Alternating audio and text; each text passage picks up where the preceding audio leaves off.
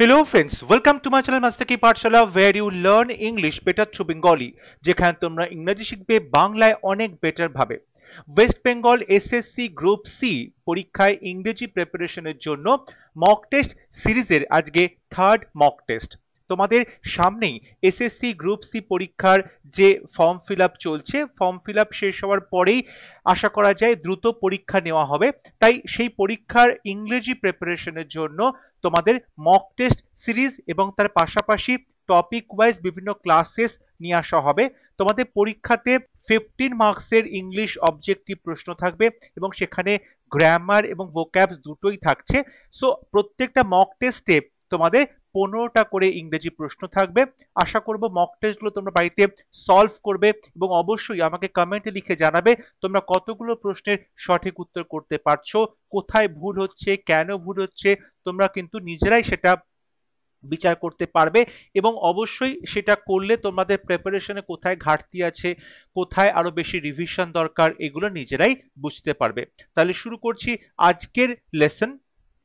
First question, choose the sentence that contains an error.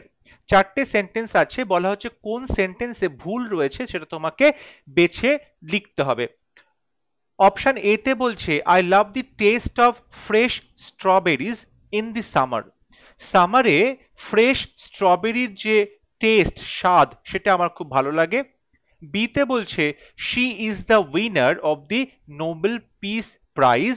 Nobel শান্তি পুরস্কারের বিজেতা হচ্ছে এই ভদ্রমহিলা। সি তে বলছে he is chef who স্পেশালাইজেস in Italian cuisine. তিনি হচ্ছেন সেই শেফ বা রাঁধুনি যিনি ইটালিয়ান খাবার বানানোতে স্পেশালাইজ। ডিতে বলছে the earth revolves around the sun. পৃথিবী সূর্যের চারদিকে ঘোরে। ভুলটা হচ্ছে, দেখো অপশন সি তে বলছে হি ইজ শেফ, সে হয় রাঁধুনি, হু স্পেশালাইজেস, যিনি স্পেশালাইজ করেছেন, বিশেষজ্ঞ, ইন ইটালিয়ান কুইজিন, ইটালির যে রান্না বা ইটালিয়ান যে ডিশেস রান্না সেটাতে। বিষয়টা হচ্ছে আমি একজন পার্টিকুলার একজনের কথা বলছি যিনি একজন রাঁধুনি, যিনি ইটালিয়ান কুইজিন রান্না করাতে স্পেশালিস্ট। এটা কিন্তু একজন পার্টিকুলার শেফের কথা বলা হচ্ছে। সেক্ষেত্রে এখানে আমার একটা ডেফিনিট আর্টিকেল দি বসানো হবে। তাহলে he is the chef who স্পেশালাইজেস in Italian cuisine, এটা হবে সঠিক উত্তর। Question number 2. The twins are often told that they are resembling each other. Twins অর্থাৎ যমজ, যমজদের বলা হয় প্রায়ই যে তাদেরকে দেখতে একই রকম। which part in the above sentence has an error? কোন পার্টে ভুল আছে? টুইনস মানে যমজ, যমজ অবশ্যই দুজনের কথা, তাহলে আর প্লুরাল ভার্ব ঠিক আছে। অফেন টোল তাদেরকে বলা হয়ে থাকে, প্যাসিভের সেন্স আছে। দ্যাট যে দে আর রিজেম্বলিং, এই যে রিজেম্বল ভার্বটা রয়েছে এটাকে আমরা কন্টিনিউয়াসে লিখতে পারি না, এটাকে আমাদেরকে অবশ্যই সিম্পল প্রেজেন্ট টেন্সে বা সিম্পল পাস্ট টেন্সে লিখতে হবে। তাই দে আর রিজেম্বলিং যেটা প্রেজেন্ট কন্টিনিউয়াস আছে সেটা না করে সিম্পল প্রেজেন্ট টেন্সে লিখতে হবে। So they resemble, they resemble each other. রিজেম্বলতে দু রকম প্রশ্ন আসে, এই যে কন্টিনিউয়াস টেন্সে দিয়ে দিছো রিজেম্বল, এটা হবে না, সিম্পল প্রেজেন্ট টেন্স বা সিম্পল পাস্ট টেন্সে হবে। এটা অ্যাকচুয়ালি কন্টিনিউয়াস সেন্সে হবে না। সেকেন্ড ভুলটা দেয় রিজেম্বলের পরে একটা প্রেপোজিশন বসিয়ে দেয়, কিন্তু রিজেম্বলের পরে কোনো প্রেপোজিশন হবে না। সুতরাং এই দুটো প্রশ্ন কিন্তু রিজেম্বল এই শব্দটা দিয়ে আসতে পারে। সো এটা তোমরা অবশ্যই মাথায় রাখবে, কনসেপ্টটা ক্লিয়ার রাখবে। তাহলে এক্ষেত্রে দেখো সি পার্টে ভুল আছে, সো অপশন ই হবে রাইট আনসার, সি পার্টে ভুল। Question number 3. After a tiring day, the workers decided to dash to restore their energy. After a tiring day, খুব ক্লান্তিকর একটা দিনের পর, the workers decided, যারা শ্রমিক তারা ডিসাইড করেছিল যে তারা কি করবে, সেটা করলে কি হবে, টু রেস্টোর দ্য এনার্জি, তাদের এনার্জিটাকে আবার পুনরুদ্ধার করার জন্য তারা ডিসাইড করেছিল কি করবে। এখানে দেখো চারটে ইডিয়ামস আছে, তোমাকে বলতে হবে কোন ইডিয়ামটা এখানে অ্যাপ্রোপ্রিয়েট হচ্ছে। Have an axe to grind, put a spoke in the wheel, bring to book, hit the sack. Option এতে যেটা আছে have an axe to grind, এই ইডিয়ামটি অর্থ হচ্ছে একটা কোনো সেলফিশ কোনো একটা ইন্টারেস্ট থাকা, কোনো একটা উদ্দেশ্য থাকা, স্বার্থ নিয়ে কোনো একটা কিছু, নিজের স্বার্থ নিয়ে কিছু একটা কাজ ইন্টারেস্ট থাকা, তখন তাকে বলে have an axe to grind. এটা সঠিক উত্তর হবে না। অপশন বি তে বলছে put a spoke in the wheel, কারো চাকার মধ্যে একটা স্পোক ঢুকিয়ে দেবে, তাহলে কি হবে, চাকাটা ফেটে যাবে, চাকাটা গাড়িটাকে টানতে পারবে না, অর্থাৎ কোনো মানুষের প্রগ্রেস বা উন্নতিতে তুমি কি করছো, বাধা সৃষ্টি করছো। এটা সঠিক উত্তর হবে না। অপশন সি তে বলছে bring to book. Bring to বুক এই ইডিয়ামটি অর্থ হচ্ছে কাউকে তার দোষের জন্য শাস্তি দেওয়া, এবং যাকে তুমি শাস্তি দিচ্ছ সে তোমাকে বোঝাবে যে কেন সে দোষ করেছে, কেন সে ভুলটা করলো। অর্থাৎ তুমি কাউকে যখন তুমি পানিশমেন্ট দিচ্ছ, তখন সেই ব্যক্তি বোঝানোর চেষ্টা করবে তোমাকে যে তুমি কেন তাকে শাস্তি দিচ্ছ, তার কি ভুল হয়েছিল, তখন তাকে বলছে ব্রিং টু বুক, অর্থাৎ কাউকে পানিশ করা। ঠিক আছে, এটাও সঠিক উত্তর হবে না এখানে। সঠিক উত্তর তাহলে option D, hit the sack. Hit the sack কথার অর্থ হচ্ছে গো টু বেড, অর্থাৎ বিছনায় যাওয়া, ঘুমানোর জন্য। হিট দি স্যাক মানে হচ্ছে বিছনাতে যাওয়া, ঘুমানোর জন্য। অর্থাৎ ওয়ার্কাররা ডিসাইড করলো টু হিট দ্য স্যাক, যে তারা ঘুমোবে এখন কিছুক্ষণ, যাতে তাদের এনার্জিটা আবার ফিরে আসে। Question number 4. James Bernard was undoubtedly one of the greatest elocutionists of the world. James Bernard সারা পৃথিবীর নিঃসন্দেহে বলতে পারো খুব মহান যারা এলোকিউশনিস্ট আছে তাদের মধ্যে একজন। দেখো, এলোকিউশনিস্ট মানে হচ্ছে যিনি অবশ্যই বাচিক শিল্পী, যাকে বলা হয় বাচিক শিল্পী সেটা হচ্ছে এলোকিউশনিস্ট। ঠিক আছে, এলোকিউশন কথার অর্থ হচ্ছে যখন তুমি খুব সুন্দর উচ্চারণ করছো, খুব সুন্দর এক্সপ্রেস করছো, প্রোনাউন্সিয়েশনটা খুব ক্লিয়ার, তুমি কথা বলছো। সো এলোকিউশনিস্ট মানে হচ্ছেন বাচিক শিল্পী। ঠিক আছে, যেমন ধরো যারা কবিতা আবৃত্তি করে, যারা গল্প পাঠ করে। Okay, everyone agreed that he possessed the dash, এবং সবাই অ্যাগ্রি করলো যে তার একটা ক্ষমতা আছে। পজেসড কি, এখানেও দেখো চারটে ইডিয়াম আছে, চারটে ফ্রেজ আছে, তোমাকে বলতে হবে কোনটা সঠিক। Yellow press, fourth estate, curtain lecture, gift of the gab. Yellow press কথার অর্থ হচ্ছে, দেখো প্রেস মানে বুঝতেই পারছো যে একটা মিডিয়ার কথা বলা হচ্ছে, খবরের কাগজ বা প্রিন্ট মিডিয়ার কথা বলা হচ্ছে। এবার যে জার্নালিজমটা রয়েছে, বা বলতে পারো যেখানে তারা আহ, বিভিন্ন রকম বিষয় তারা রিপোর্ট করছে, ঠিক আছে, তারা জার্নালিস্ট হচ্ছে, তারা কি করে কখনো কখনো কোনো ঘটনাকে বাড়িয়ে চাড়িয়ে রং চড়িয়ে তাকে সেনসেশনালাইজ করে, অর্থাৎ তাতে যাতে লোকজনের মধ্যে সাড়া পড়ে যায়, চাঞ্চল্য পড়ে যায় সেই খবরটার মাধ্যমে। এটাকে বলা হয় ইয়েলো প্রেস। নিজেদের স্বার্থের জন্য যে সমস্ত জার্নালিস্ট বা যে সমস্ত খবরের কাগজ বা প্রিন্ট মিডিয়া বা বলতে পারো যে ভিডিও মিডিয়া আছে, তারা কি করে, তারা কোনো একটা খবরকে চাঞ্চল্যকর ভাবে প্রেজেন্ট করে মিথ্যে করে, এটাকে বলা হয় ইয়েলো প্রেস। এটা সঠিক উত্তর নয়। অপশন বি তে বলছে ফোর্থ এস্টেট। ফোর্থ এস্টেট বলা হয়ে থাকে প্রেসকে, মানে যে সংবাদ মাধ্যম রয়েছে, খবরের কাগজ রয়েছে, এটাকে বলা হয় ফোর্থ এস্টেট। এটাও কিন্তু সঠিক উত্তর হবে না। অপশন সি তে বলছে কার্টেন লেকচার। কার্টেন লেকচার মানে অর্থাৎ পর্দার আড়ালে যে লেকচার দেওয়া হচ্ছে। কার্টেন মানে পর্দা, পর্দার আড়ালের লেকচার মানে হচ্ছে কেউ যদি কোনো ভুল করে থাকে তাহলে তাকে প্রাইভেটলি বকাঝকা করা হচ্ছে, ভৎসনা করা হচ্ছে, লোকজনের সামনে নয়, একান্তে তাকে নিয়ে গিয়ে প্রাইভেটলি তাকে বকাঝকা করা হচ্ছে। এখানে এটাও বলতে চাইছে না, তাই অপশন সি সঠিক হবে না। একটাই অপশন রয়েছে, অপশন ডি হবে right answer, gift of the gab. Gift of the gab কথাটি অর্থ হচ্ছে কারোর মধ্যে যখন কথা বলার সুন্দর ক্ষমতা থাকে, বাগ্মিতা যাকে বলে, অর্থাৎ যে খুব সুন্দর কথা বলতে পারে, লোকে তার কথা মন্ত্রমুগ্ধের মতো শোনে, তখন তাকে বলে গিফট অফ দি গ্যাব রয়েছে। So everyone agree that he possess the gift of the gab, কারণ তার মধ্যে সুন্দর কথা বলার একটা অদ্ভুত ক্ষমতা রয়েছে। Next question, rights to vote in an election. যখন কোন ইলেকশন বা নির্বাচনে আমাদের যে ভোট দেওয়ার অধিকার তৈরি হয় তাকে কি বলে? এটা একটা one word, portable propaganda, suffrage, orchard. Orchard মানে এখানে বলা হচ্ছে, অর্চার্ড মানে যেখানে ফুল মানে ফলের বাগান রয়েছে, এটা সঠিক উত্তর হবে না। প্রোপাগ্যান্ডা হচ্ছে অবশ্যই কোন একটা পলিটিক্যাল পার্টি, কোন একটা অর্গানাইজেশনের একটা বায়াসড ওপিনিয়ন বা নিজেদের যে পক্ষপাতিত্ব দুষ্ট কিছু কথাবার্তা, এটা সঠিক উত্তর হবে না। অর্থাৎ কোনো একটা পলিটিক্যাল পার্টি সবসময় নিজেদের যে আদর্শ, নিজেদের যে ইন্টারেস্ট, সেটাকে সামনে রেখে কাজগুলো করে, সামনে রেখে বিভিন্ন তারা প্রোপাগান্ডা নিয়ে আসে, ঠিক আছে, তাদের যাতে ভোট ব্যাংক বাড়ে বা তাদের যাতে ফলোয়ার্স বাড়ে, এটাকে প্রোপাগান্ডা বলে। এটা সঠিক উত্তর হবে না। এতে বলছে পটেবল, পটেবল মানে যে জলটা পান করা যায়, ড্রিঙ্কেবল ওয়াটার, এটাও সঠিক উত্তর হবে না। Right answer option C, suffrage. Suffrage মানে হলো ভোট দানের অধিকার, ভোট দানের অধিকার তাকে বলা হয় সাফ্রেজ। সো অপশন সি হবে right answer. Question number 6, he was dash in a pool of blood near a neighbours house.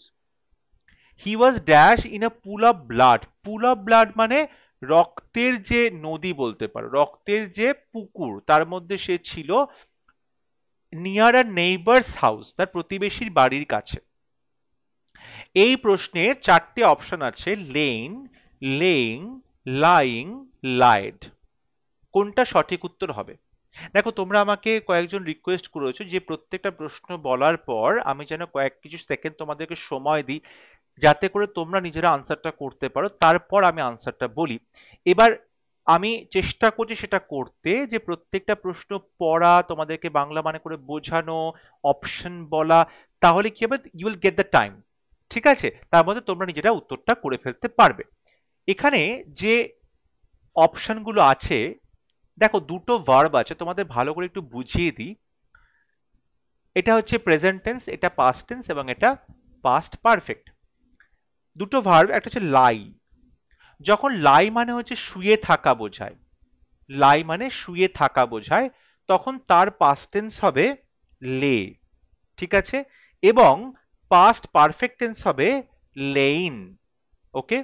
আর যখন লাই মানে হচ্ছে মিথ্যে কথা বলা হয়, মিথ্যে কথা বলা, ঠিক আছে, মিথ্যে কথা বলা, তখন লাই এর পাস্ট ফর্ম হবে লায়েড এবং থার্ড ফর্ম হবে লাইড। ওকে। আর এই যে লে, এই লের আর একটা মানে আছে, কোনো কিছু তুমি রেখে দিচ্ছ কোথাও, এটাকে বোঝানো হয়। আবার ডিম পাড়া, সেটাকেও লে বোঝানো হয়, ঠিক আছে। সো মেইনলি লাই এই শব্দটা দুটো মিনিং, একটা হচ্ছে শুয়ে থাকা, হরিজন্টালি শুয়ে থাকা, আর একটা হচ্ছে মিথ্যে কথা বলা। যখন শুয়ে থাকা হয় লাই, তখন তার পাস্ট ফর্ম হয় লে, আবার থার্ড ফর্ম যেটা পাস্ট পারফেক্ট সেটা হচ্ছে লেইন, মানে পাস্ট পার্টিসিপল যে ফর্ম সেটা হচ্ছে লেইন। আর যখন এখানে আমরা লাই মানে মিথ্যে কথা বলা বোঝায়, তখন তার সেকেন্ড ফর্ম হবে লায়েড এবং থার্ড ফর্ম বা পাস্ট পার্টিসিপল ফর্ম হবে লাইড। সুতরাং লাই যখন শুয়ে থাকা তখন পাস্ট ফর্ম হবে লে এবং পাস্ট পার্টিসিপল ফর্ম হবে লেইন, এবং লাই যখন মিথ্যে কথা বলা তখন তার সেকেন্ড ফর্ম হবে লাইড, থার্ড ফর্ম হবে লাইড। তাহলে এক্ষেত্রে বলছে কেউ একটা শুয়ে ছিল বন্যার পুকুরের মধ্যে, মানে রক্তের যে বন্যা তার মধ্যে কেউ শুয়ে ছিল, তাহলে সেক্ষেত্রে হবে লাইং, অর্থাৎ হি ওয়াজ লাইং, এটা পাস্ট কন্টিনিউয়াস, সো লাইং এটা হবে সঠিক উত্তর।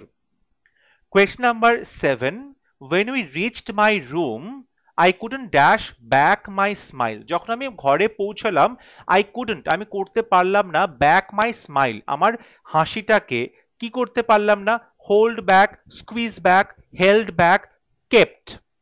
প্রথম কথা, কুড এটা একটা মোডাল ভার্ব এবং এটা হেল্পিং ভার্ব, মোডালের পর সবসময় ভার্বের প্রেজেন্ট ফর্ম বসে, তাই কেপ্ট এটা থার্ড ফর্ম হবে না, হেল্ড এটা সেকেন্ড ফর্ম বা থার্ড ফর্ম হবে না, স্কুইজ এখানে ভার্বটা হবে না, কারণ স্কুইজ মানে কোনো কিছুকে নিংড়ে নেওয়া, চেপে দেওয়া, চিপটে দেওয়া, এগুলো এখানে হচ্ছে না। বলছে হোল্ড ব্যাক, কোনো কিছুকে টেনে ধরা, বলছে I couldn't hold back my smile, মানে আমি আমার হাসিটাকে আটকাতে পারলাম না, আমরা হাসিটাকে আটকে রাখতে পারলাম না। So when we reached my room I couldn't hold back my smile, option E হবে right answer. Question number 8, what is the opposite of veneration. Veneration মানে কাউকে তুমি কি করবে, ভেনারেশনের অপোজিট কি হবে, ফিয়ার, রেভারেন্স, রিমর্স, ডিসরেসপেক্ট। দেখো, ভেনারেশন কথাটার অর্থ হচ্ছে যখন তুমি কাউকে প্রচন্ড শ্রদ্ধা করো, প্রচন্ড শ্রদ্ধা করো, তখন তাকে ভেনারেশন বলা হচ্ছে। ঠিক আছে, এটা noun form. Fear, reverence, remorse, disrespect. Fear মানে ভয়, সঠিক হবে না। রেভারেন্স মানেও কিন্তু শ্রদ্ধা করা, রেসপেক্ট করা, ভেনারেশন সিনোনিম হয়ে যাচ্ছে, সঠিক হবে না।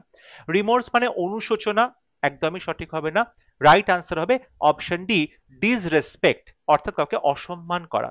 তাহলে ভেনারেশন মানে যদি কাউকে সম্মান করা, কাউকে পুজো করা, কাউকে ভক্তি করা, তাহলে তার অপোজিট হচ্ছে ডিসরেসপেক্ট বা অসম্মান করা। So option D is the correct answer. Question number 9, synonym of ephemeral. Ephemeral শব্দটা সিনোনিম কি হবে বা সমার্থক শব্দ? Disturbing, filthy, short lived, poverty stricken. তাহলে দেখো, এফেমেরাল কথাটি অর্থ হচ্ছে টেম্পোরারি, টেম্পোরারি বা বলতে পারো ট্রানজিয়েন্ট বা ট্রানজিটরি, মানে ক্ষণস্থায়ী, অল্প কিছুক্ষণের জন্য যেটা টিকে থাকে, ক্ষণস্থায়ী। সো সেক্ষেত্রে সঠিক উত্তর হবে অপশন সি, শর্ট লিভড, ক্ষণস্থায়ী বা শর্ট লিভড। এখানে ফিলথি যেটা বলা হচ্ছে, ফিলথি মানে খুব নোংরা, দুর্গন্ধযুক্ত বলতে পারো, সঠিক হবে না। পভার্টি স্ট্রিকেন মানে দারিদ্রতা, এটা বলতে পারো, সঠিক উত্তর হবে না। রাইট আনসার হবে option C, short lived. Question number 10, I complimented him dash his success. তার সাফল্যে আমি তাকে কমপ্লিমেন্ট করেছিলাম, আমি তার প্রশংসা করলাম, তাকে আমি অবশ্যই অনেক শাবাশি দিলাম। কমপ্লিমেন্টেড হিম, তারপর কোন প্রেপোজিশন বসবে? About, for, on, at. সঠিক উত্তর হবে I complimented him on his success. যখন তুমি বলবে যে কাউকে তুমি সাকসেসের জন্য তুমি কংগ্রাচুলেশন করছো, কমপ্লিমেন্ট দিচ্ছ, তখন কিন্তু অন হয়, কংগ্রাচুলেটেড অন, কমপ্লিমেন্টেড অন। ঠিক আছে, তখন অন প্রেপোজিশন বসবে। সো অপশন সি হবে right answer. Question number 11, the efforts will be dash vain if we do not submit the project report on time. এফার্টসটা পুরোপুরি ভেন হবে যদি we do not submit, যদি আমরা সাবমিট না করি, জমা না দিই, the project report on time, সময় মতো প্রজেক্ট রিপোর্টটা জমা না দিই। এখানে ভেন শব্দটার কি বলেছে? Fill in the blank with the synonym of the word in the bracket. বলছে ব্র্যাকেট যে শব্দটা আছে সেই শব্দটার সিনোনিম দিয়ে তোমাকে ফিল ইন দি ব্ল্যাঙ্ক করতে হবে। সিনোনিমটা কোথায় পাবে? অপশন থেকে পাবে। Useless, careless, delightful, sensible. দেখো, ভেইন কথার অর্থ হচ্ছে ব্যর্থ। ভেইন মানে পুরোপুরি ব্যর্থ হওয়া। সো সেক্ষেত্রে সঠিক উত্তর হবে অপশন এ, ইউজলেস, মানে কোনো কাজের নয়। The efforts will be vein মানে সমস্ত প্রচেষ্টা ব্যর্থ হবে, ইউজলেস হবে। So option A is the correct answer. Question number 12, there were plethora of options available to the applicant. Plethora of options মানে plethora of options রয়েছে অ্যাপ্লিকেন্টদের কাছে। এই যে প্লেথোরা, এই শব্দটার সিনোনিম কি হবে? Destructive, recess, excess, insufficient. Insufficient মানে হচ্ছে অপর্যাপ্ত, এক্সেস মানে অতিরিক্ত পরিমাণে, রিসেস মানে হচ্ছে কোন রকম কোনো বিরতি বলতে পারো, রিসেস। ডিস্ট্রাকটিভ মানে অবশ্যই ধ্বংসাত্মক। দেখো, প্লেথোরা মানে হচ্ছে প্রচুর পরিমাণে, প্লেথোরা মানে হচ্ছে প্রচুর পরিমাণে। দেয়ার আর প্লেথোরা অফ অপশনস মানে প্রচুর অপশনস রয়েছে। ঠিক আছে, প্রচুর অপশনস রয়েছে।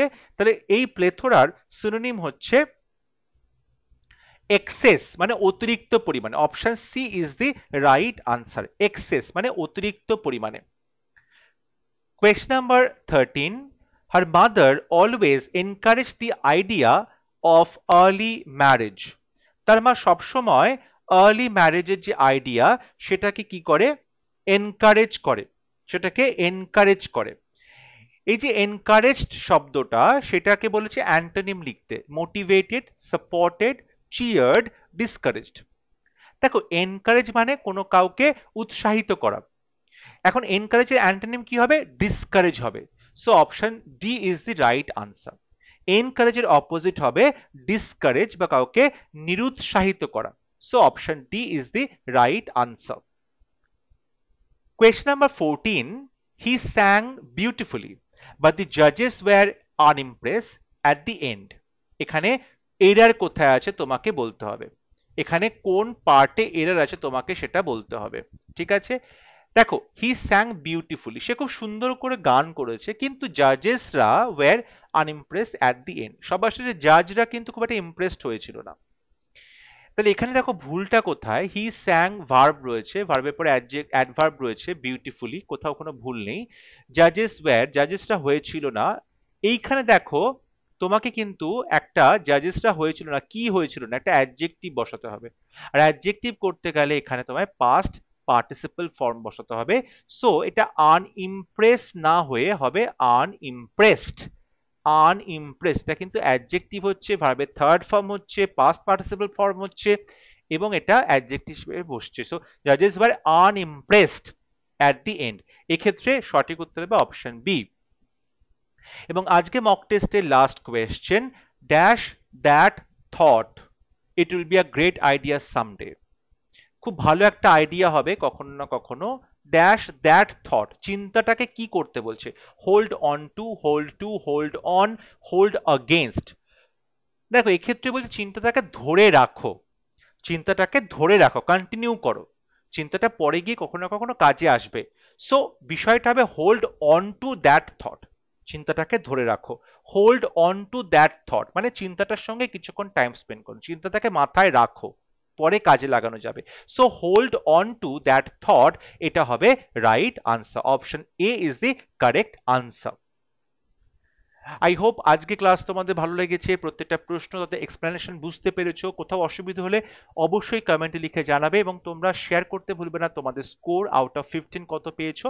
পরবর্তী বিভিন্ন ক্লাসের জন্য অবশ্যই তোমাদের এসএসসি যে গ্রুপ সি সিলেবাস সেগুলো কভার করিয়ে দেওয়া হবে, তোমরা একদমই চিন্তা করবে না। বিভিন্ন পরীক্ষা সামনে আসছে, তাই সমস্ত পরীক্ষার সিলেবাস কভার করানোর চেষ্টা করানো হবে। যদি ভিডিওটি ভালো লাগে ভিডিওটি লাইক করবে, শেয়ার করবে, এবং আমার চ্যানেলটি সাবস্ক্রাইব করতে ভুলবে না। পরবর্তী লেসনে খুব শীঘ্র দেখা হবে, ততক্ষণ সবাই ভালো থাকবে, সুস্থ থাকবে। Thank you.